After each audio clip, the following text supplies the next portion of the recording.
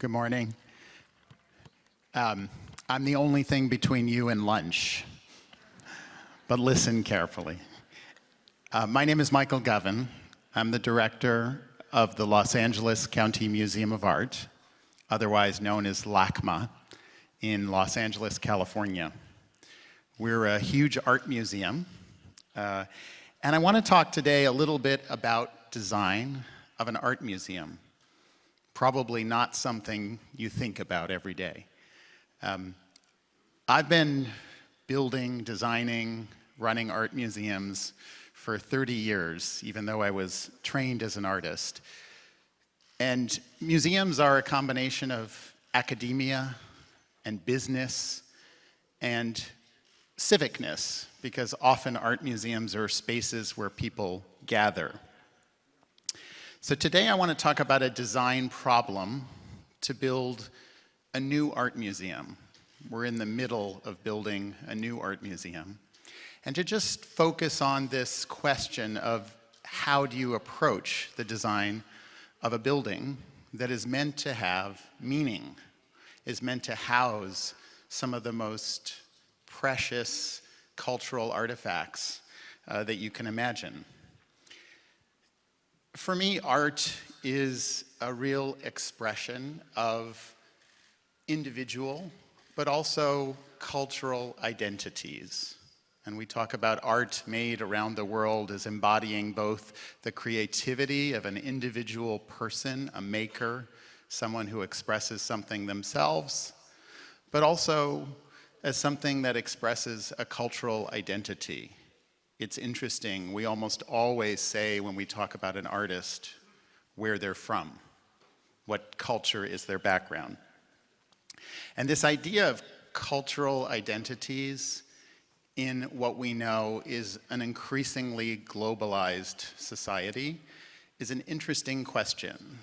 So how would I address the question of, do we need another planet, or talk about sustainability in terms of art museums? So I would argue that in order to get to a sustainable future, in order to survive in an increasingly globalized society where the world gets smaller and smaller through the internet, through travel, through our interaction, that we need to get along. We need to understand each other's cultures. We need to have a sense both of a shared creative humanity, but we also have to celebrate differences and be able to look at others, to look at other points of view as we're trying to work together to save our planet, to find a way to survive together. So this idea of cultural diversity is a big issue. We're a museum of global culture. We have art from all time and place. It happens that we actually have one of probably the best collection of Korean art outside of Korea, which makes sense because Los Angeles has the biggest population of Koreans outside of Korea. So we really do try to celebrate cultural diversity. Los Angeles, again, is a city that speaks over 200 languages. And to think about the richness of that cultural diversity. But again, with all that diversity in a close space of a city or of a world that gets smaller, tension also arises because with culture comes different worldviews, different points of view. And I do believe that's at the core of what we need to think about if we're going to survive together. Art, as you may know, has existed for tens of thousands of years. We don't really know humanity without creations of art. I mean, the oldest art we know dates to 35,000 years ago. As I often note, museums have only been around for a few hundred years. So we can't think of museums as art. They're two different things. And sometimes I say to the sustainability of museums, there has been art before museums. Maybe museums are just a way to art to the future. I heard Don saying he doesn't like museums all the time, or the fact that you can't touch in a museum. In our museum, you can touch some things. But museums are not the same thing as art. And I think about that, then museums are then a frame. They're a frame. And you know, if you frame a picture, anything, like you frame an idea, but you frame a picture with a complex and ornate frame, or a very simple frame, or no frame at all, you'll see the art differently. And that's something I can't stress enough as somebody who spends their life looking at visual culture, that I can cause you to see something in a completely different way depending on the frame, how you arrive to it, how it's lit, how it's presented, what text is put next to it. These are huge decisions when you're trying to create a way for people to see. So in making an art museum, I think about how can I create a situation where people will be attracted to look at things, not just that they like already. I love Van Gogh. I know Van Gogh. I'll go to the museum to see Van Gogh. But to see things that they don't know about yet, to see other cultures, other points of view. How do you engender curiosity? And how do you create a public space for people, very diverse people, to share that experience? And so in a way, that's what we're trying to do with the design of a museum. So I have some pictures, and I want to talk about it in that sense. It's a particular issue, this idea of cultural diversity, when you're a museum like ours. There aren't good names for them. They call them, in the museum world, an encyclopedic museum. That means, like an encyclopedia, we have art from all time and place. We have 150,000 objects in our collections. We have 1 to 1.5 million people who come see those objects. We have 4,000 education programs per year reaching into schools and communities. So we're a big organization, and we're trying to show art from every time, place, and culture. And so that idea of what is that in the present, how do you present a museum like that, is something I want to talk a little bit about today. And how do you face that as a design problem? Because I think most people take for granted the frame. They will walk into a museum as if it's just a place and they're going to go see something. And you can apply this as an analogy to everything. Every piece of architecture, every environment is a frame of reference. It speaks through symbolism, through light, through shadow, and that awareness is really critical to me in thinking about how we understand each other.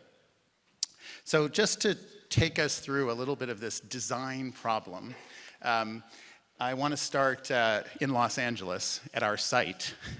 So Los Angeles is an interesting place. It's a very young city. In fact, our art museum, LACMA, is younger than I am. I'm old, but it's younger. This is our site in 1922 in Los Angeles. This is the middle of Los Angeles. Interestingly, this is 8 years later. This is what Los Angeles looked like. Now, you know cities in Asia growing this fast, but the speed of growth in Los Angeles at this time attracted many architects and designers to this fast-growing metropolis. And I think of Los Angeles as most of people who settled Los Angeles came from Europe and through the United States. So there's a strong sense of European culture, American culture, a new culture in Los Angeles. In some way, as art and culture has moved west around the globe often, Los Angeles is the end of the line.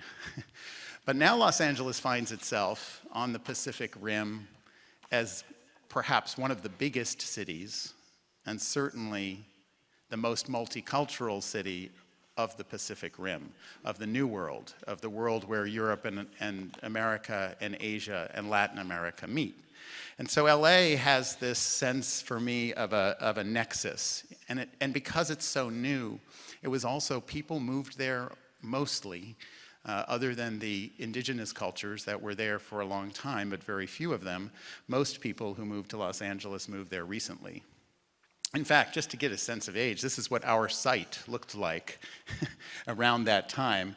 They're called the La Brea Tar Pits, and they had oil rigs there. It wasn't until 1965 that a museum was established with a sense of pride of an urban environment and a place of high culture. And you could see the sort of pleasure of that, that Los Angeles finally had a place of culture. Again, most European cities, most cities even in Asia, have a deep sense of culture. But Los Angeles, of course, as a new city, was making it up as they went along. This is 1965, in a simple open building. As they grew, and now there are buildings around, in the 1980s, there was a sense of growth and a need for growth. And this building was,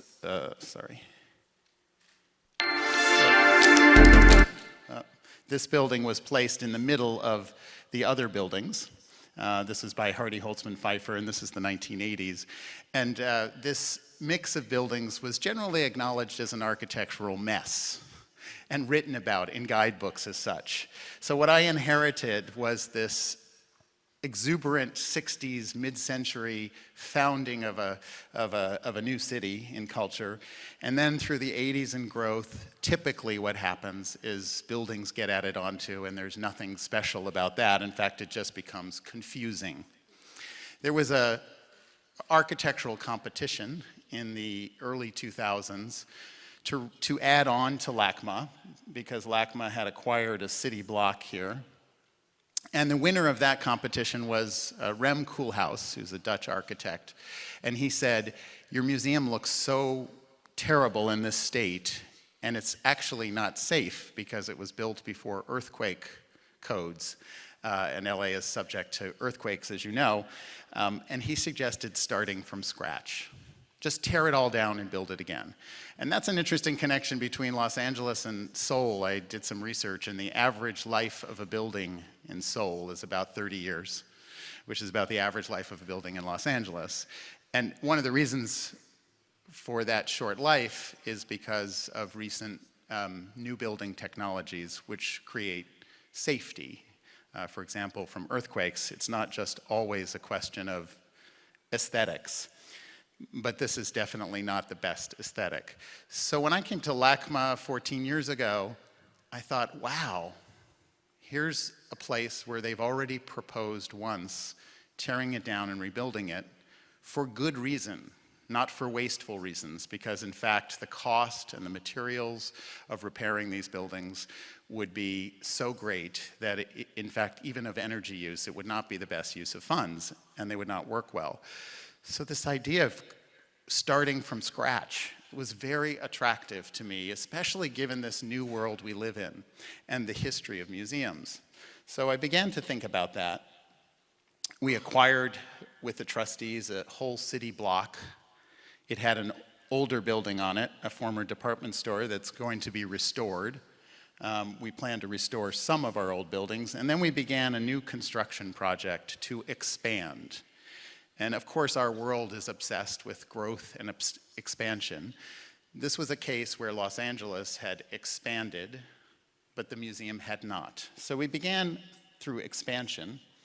And then the final project was, once we had expanded, and again, so that we could remain open, while we did what no museum has thought to do, which is tear down its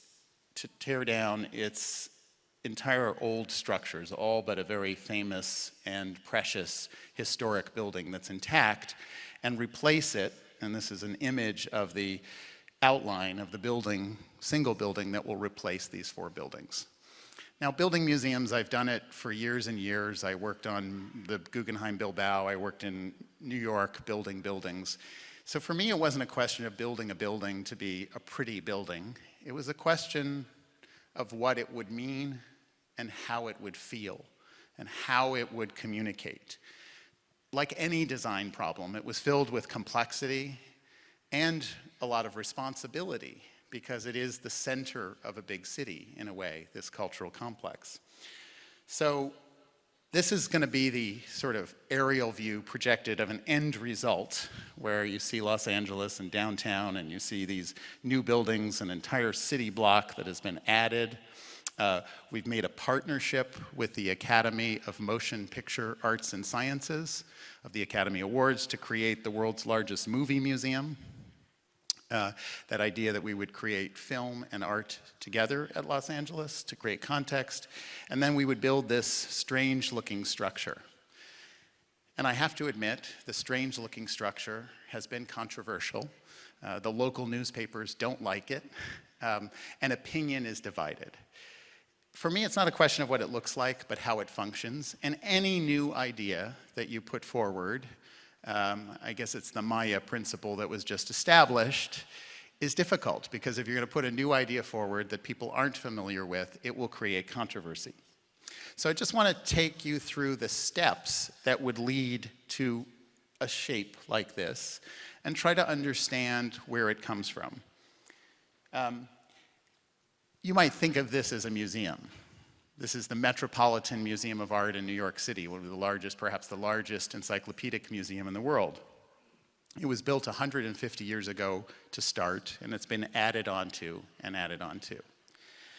And if I look at a number of other museums built in the United States in the early part of the century, you notice all the big museums share a similar typology or an image.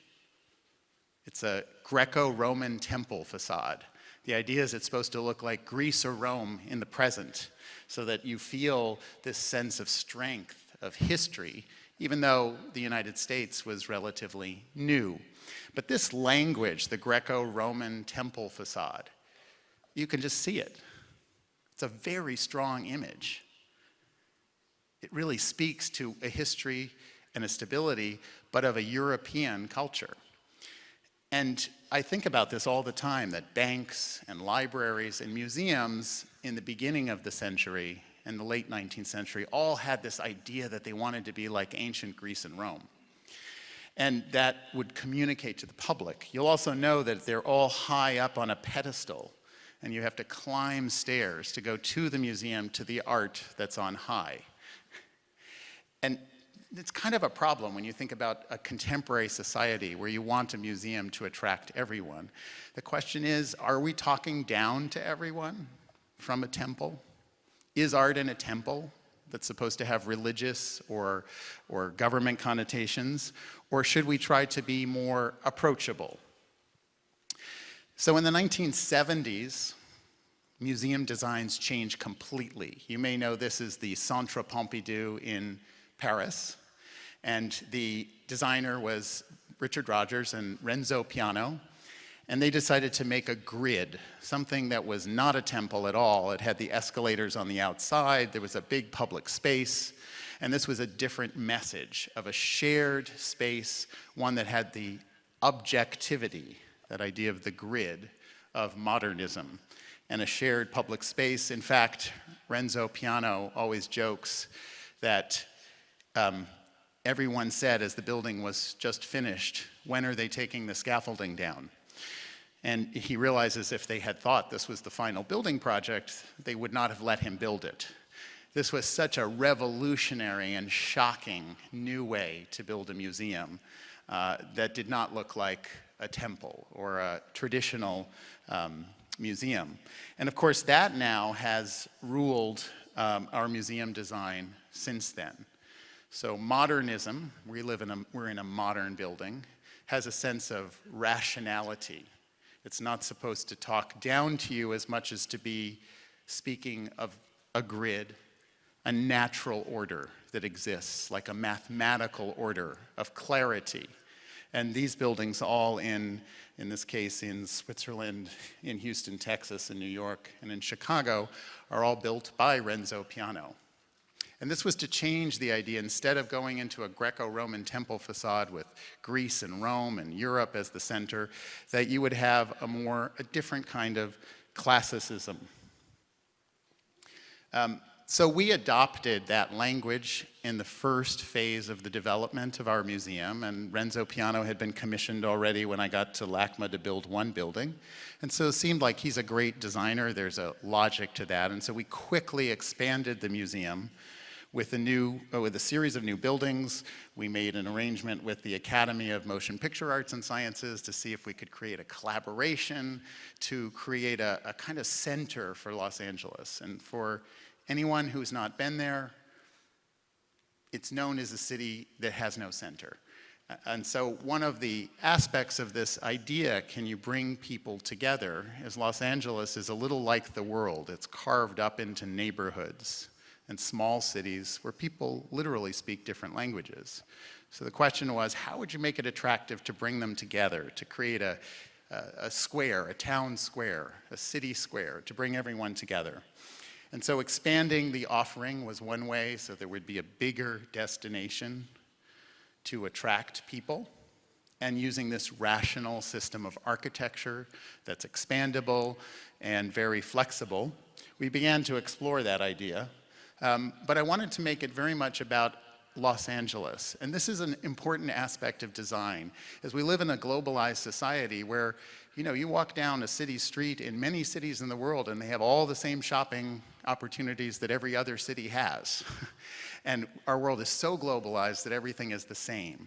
So one of the things to do was to create a sense of difference. And that is the theme of this idea for me of being together, but this appreciating difference. So we started to use the outdoors. No other museum in the world, it's very hard to build a museum outdoors, but Los Angeles, the weather provides for that. So we invited an artist, Robert Irwin, to develop a palm garden. So my job is as a coordinator of creative people, artists, architects, designers, curators, and to orchestrate their work. So in this case, Robert Irwin, who grew up in Los Angeles, really has a sense of the outdoors and wanted to create a garden of palms as an artwork that would make it so that you were in the museum even when you were outside of the museum, and the garden was considered an artwork. I invited another artist, John Baldessari. LACMA is a difficult set of letters. Los Angeles County Museum of Art is too long for people to say. And I had 4 graphic designers that could not come up with a solution. So I called a friend, an artist who was then in his, I think, 70s already, and he said, let me think about it. And so he came back and just underlined the L and the A, LA, created this sky space and a palm tree and that old gesture, the analog gesture of an artist measuring something to draw it. And then I invited another artist, Chris Burden, who's a local artist. So one of my thoughts was, if you're going to create a locality, you want to bring local artists together for a start to create a space that is of that place. So Chris Burden created the sculpture that maybe some of you have seen, which is made of 202 Los Angeles street lamps from the 1920s and the 30s. And I love it because, and this is a very risky thing to do. Your trustees, government, they want a building. And in this case, I was proposing that the front of the museum would be an artwork that no one had ever seen yet. So working with Chris Burden, he created this arrangement of street lamps. It took him 5 years. He was already working on it, which are a collection of designs that were made across the different cities of Los Angeles. So gathering, each lamp has a specific design that was made in LA, different cities, and to bring them together, like gathering them all together. And he gathered them in a way that looks like, obviously, a temple. In fact, the design of the street lamp is like a column. So it was playful. It's a temple facade, just like those other temple facades. But of course, it's open. You can walk through it. It's outside. It's free. There are only 2 steps, and that's just because of the land sloping. So it's very accessible, and to Dan's point, you can touch it. So, and it's available 24 hours a day. So this idea, in fact, of creating a civic monument, and in fact, the mayor of Los Angeles liked it so much that he, if you go into Los Angeles Airport, there's only 2 images of LA that you see in the 2 main terminals, and now they're both of this artwork with the mayor standing there. I made the decision that it would be open all night long and lit all night long. Now it's lit by LEDs, powered by solar panels during the day that absorb the sun during the day, which was an very difficult thing with a historic monument to make it solar. And people are there, literally, you can go to LACMA at 2 in the morning and you will find kids making videos and photographs. So the sense of a public monument and a gathering space was to bring the casual energy forward, which was very important to me. We have jazz concerts, create a sense of public space. I think we so undervalue the sense of gathering or public space. Shopping malls try to do that a little bit, but we don't have enough of those spaces in our society to bring people together, especially in a cultural context. So to bring the diversity of Los Angeles together in an outdoor public space was the key first element of that design. Again, to bring a diverse audience, to make it friendly, casual, even if the content of the museum is a little distance away. You have to walk inside some of the buildings. There is art outside as well. So you're in the museum before you're in the museum. My New York friends thought it was very risky to put the restaurant and the bar as your entrance to the museum with a ticket desk. But I wanted the sense of casualness to attract people. And we've had thousands and thousands of people who attend the museum now, which we didn't before. And if you just go online and write in LACMA or Urban Light or Lights, you'll see thousands and thousands of images. I'm a media-trained person. We know we live in a digital media world. And in fact, when I proposed to my trustees, my board, my bosses years ago when I was going to build Urban Light and make it the front of the museum, they said, well, you're talking to us about movies and a digital age, and yet you're spending all this money on street lamps and iron and stone sculpture. And I did say at that moment that, well, you have to take your, in that case, MySpace picture, now it would be Instagram or Facebook, from somewhere. You need a sense, you have to have a sense of place. So the sense of place has been a community sense of place. And that's another thing about design, is that for me, the social media world is not just about us projecting our image through social media. Really, it's about inviting others to have a conversation.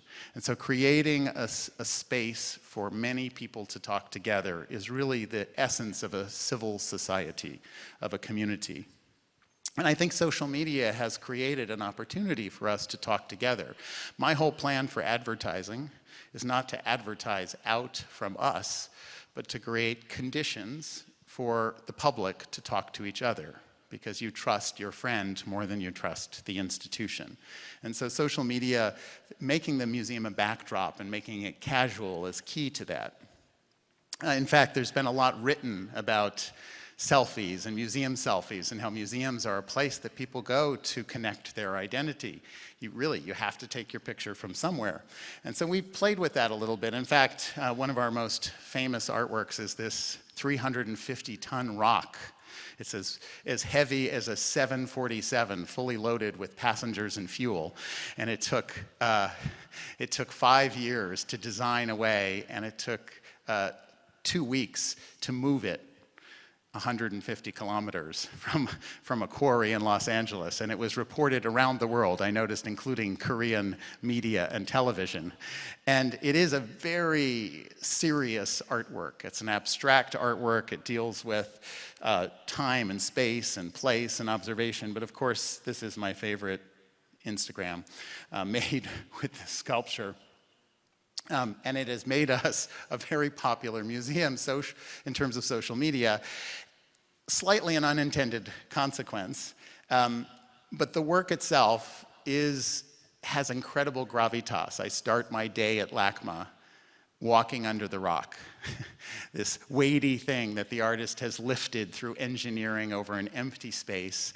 And it's intended to be a way for you to see around this natural form, natural geometry of a rock by not only looking around it, but by seeing its bottom. It's actually a parable, if you will, or it's a way of thinking about seeing an object entirely, all the way around, up and down. It's a pyramid, and from underneath. As the artist Michael Heiser, who made it, says, you know, you never see the bottom of a big sculpture. So if you really want to know something, you need a device to see it, and of course there's a dialogue of geometry of nature, geometry of human beings. There are many yin and yang dialogues in this sculpture which make it very beautiful as an artwork as well as a lot of fun for people to be with. And the idea is to be playful with time. So this is just a recent installation of an ancient sculpture we have made of rock also, with the other rock out of the window. And curators and artists seem to love the juxtaposition in and outside of windows, which you don't often associate with museums, windows that create transparency. This is actually the Resnick Pavilion, the large new building we built by Renzo Piano, and we opened the building with a stone of ancient Americas. These are Olmec stones that were made a millennia ago, 1,000 years ago. And the same artist created these modern bases for them to relate the present and the past. This big open space that we built as an exhibition space that's flat, that has no stairs, no elevators, and has light, was a laboratory for thinking about how to show art. And if you go there today, and this was taken a month ago, in this flat open space, it can be divided into sections, just like this room is made to be divided into sections. And here we can have a local artist, Mark Bradford, a living artist from China, a history of art that relates to animals from the history and present of Japan. We have a beautiful exhibition of the history of Korean writing. We have textiles, ikat textiles from Central Asia, and again, another living artist. These juxtapositions of very diverse things, and here's an aspect of human psychology, that if you have to walk up an elevator, walk up a staircase, or go up an elevator, people don't go to see what they don't know. And so one of the strategies was by creating a horizontal surface, you can just peek around the corner and hopefully be delighted by something you don't know, which is the ultimate objective. These juxtapositions of old and new are really important to me because the old narrative of history, as it's presented in an art museum, is start in Egypt and make your way to the present. But the last time I checked, I woke up today in the present, and ancient Egypt is very far away in time and in mind. So one of the things I've been interested in is flipping the timeline around. Invite an artist, in this case Jorge Pardo, who's a Cuban artist, to make an environment for my ancient American sculptures. So it's lively and people come to it and young people are interested in that, and then they can find their way back to thinking about an ancient culture in terms that are more modern. Or in this case, working with an artist who grew up in Seoul, Sa Do-ho, whose work is very beautiful. This is a work we own, a silk gate. It's in silk. It's as light as can be. And it's an image of his father's gate in the house he grew up, juxtaposed and presented with our traditional Korean collections. And this is being done in museums a lot. Now, this idea of rearranging history and not thinking of it as linear. But it's a very important idea for me. In fact, we did an exhibition recently where you could see in the same gallery Picasso, the Mexican modernist Diego Rivera, ancient Europe, and ancient Mexico. Two modernists who were looking at the ancient as a way to move forward. And this idea of rethinking time is also, I think, critical as we integrate cultures not just in the same time, but across time. One of my favorite quotations is this from an American poet, a modernist poet. The past should be altered by the present as much as the present is directed by the past. This is a very non-intuitive idea. We think that everything that is done is causal to the next thing in the future. One thing happens, another thing happens, and every story is told that way. That's not true. We are constantly, if you're a historian, you know that history is always being revised, being reconsidered in terms of re-looking at what happened in the past in relation to what we are today. And Eliot suggested that every new exciting idea in art caused you to rethink the past. And so the present does have an impact on the past. And this gives you a freedom to rethink the presentation, again, of art. This is a work by Barbara Kruger, an American artist. So instead of having a text at the entrance announcing what the museum's about or educational or didactic, this is an artwork by a living artist, Barbara Kruger, which really is quite loud and speaks right at you. Or the same artist who developed the logo, John Baldessari. This was the first installation I made at LACMA with an exhibition where he helped install the exhibition with a carpet of blue sky and clouds and Los Angeles freeways on the ceiling, sort of turning the world upside down. And I think if we think about creativity, when I was studying to be an artist, to be creative, when you hit a block, reverse everything. Think of things upside down. Think of them backwards. Think of them inside out. And so I like to play with those metaphors in thinking about how we can reorganize history and make it less linear. Compress time and integrate different cultures. Because that's the future of our world, is the integration of cultures.